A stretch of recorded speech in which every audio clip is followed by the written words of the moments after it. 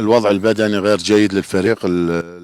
بۆمان دەرکەوتووە لە ڕووی توانای جەستەییەوە تیپەکە ڕووی لە لاوازی کردووە لەبەرەوەی یاریزانەکانی زۆربەی دووچاری پێکان بوون. بەڕاستی لە ئێستادا دۆخی تیپەکە باش نییە.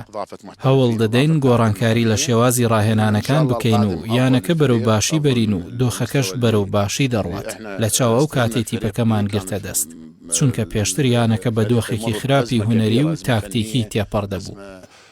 لاعبين أكيد شوفوا إحنا فترة الانتقالات الشتوية صعبة. بێگومان گواستنەوەی یاریزان لە میرکاتۆی زستانە قورسە لەبەرەوەی زۆربەی یانەکانی دیکە هێرشبەری باشیان هەیە، بەڵام دەستبەرداریان نابن.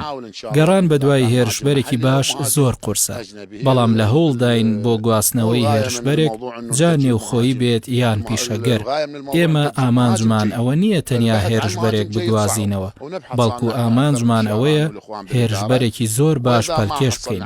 زیاتر لە 2 مانگە سەرقاڵی گەڕانین و تا ئێستا نەمانتوانیوە هێرشبەرێکی گونجاو بدۆزینەوە و ئەبێت جیاوازی هەبێت لە نێوان هێرشبەرێکی باش و یاریزانێکی باش. لەگەڵ محەممەد زریقای بەرگریکاری ئوردونی ڕێکەوتوین و تەنیا ڕێکارە ئیداریەکانی ماوە.